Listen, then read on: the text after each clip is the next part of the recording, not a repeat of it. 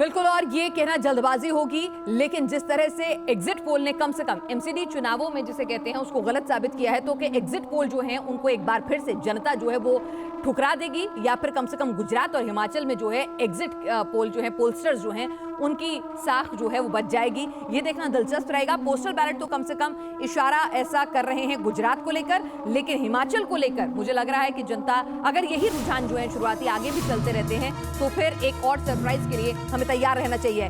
गुजरात के चुनाव में अगर कोई देखना चाहता है तो सबसे ज्यादा नजर गुजरात के चुनाव में सबसे ज्यादा नजर अगर किसी पर टिकी हुई है तो वो है आम आदमी पार्टी। आम आदमी पार्टी वहां कैसा प्रदर्शन करेगी? क्या वो नंबर 2 की पार्टी बनने में कामयाब होगी? क्या उसका वोट प्रतिशत जो है बढ़ेगा? क्या वोट प्रतिशत सीटों में कन्वर्ट होगा? अगर किसी की दिलचस्पी गुजरात चुनावों में है, क्योंकि वहां पर जनता का जो मूड था कहीं ना कहीं तय हो गया था कि एडवांटेज बीजेपी है और काफी बड़ी एडवांटेज बीजेपी है। तो इस वक्त की जो ताजा स्थिति है वो आप अपने टेलीविजन स्क्रीन पर देख रहे हैं। 17 सीटों पर 20 सीटों पर भारतीय जनता पार्टी, माफ कीजिए, देखिए बहुत तेजी से आंकड़ा बढ़ता हुआ नजर आ रहा है। 20 सीटों पर भारतीय जनता पार्टी, 4 सीटों पर कांग्रेस। हमारे साथ हमारे सहयोगी विकास चंद्रा, सैयद आमिर हुसैन लगातार जुड़े हुए हैं। विकास चंद्रा दिल्ली बीजेपी ऑफिस से हमारे साथ जुड़ चुके हैं।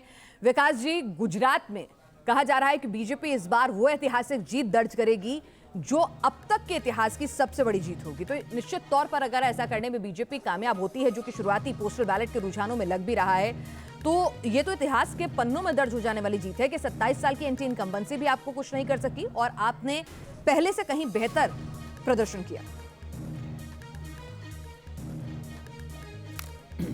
जी, निश्चित तौर पर बीजेपी ये दावा भी कर रही है कि वो इतिहास बनाने जा रही है। 27 साल के बाद फिर से उसकी सत्ता में वापसी होगी और सिर्फ वापसी नहीं होगी, सीटें बढ़ेंगी। देखिए, पिछली बार मात्र 99 सीटें आई थी, कांग्रेस के साथ सीधा मुकाबला था, लेकिन इस बार आम आदमी पार्टी ने वहां मुकाबले को त्रिकोणीय कर दिया।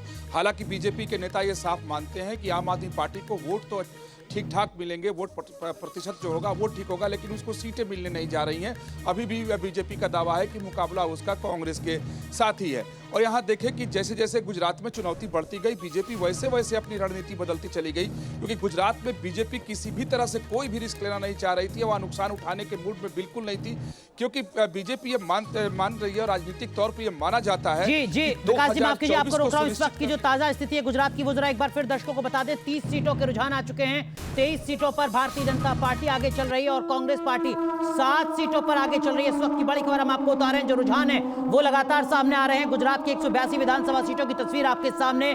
30 सीटों के शुरुआती रुझान, जिसमें 23 सीटों पर बीजेपी और 7 सीटों पर कांग्रेस पार्टी। बिल्कुल, और गुजरात में अगर बीजेपी यहां से अपने पिछले बार के 99 के प्रदर्शन को और ज्यादा बेहतर करती है, तो फिर सवाल सीधा सीधा यही है कि क्या कोई एंटी इनकम्बेंसी गुजरात में एग्जिस्ट ही नहीं करती है,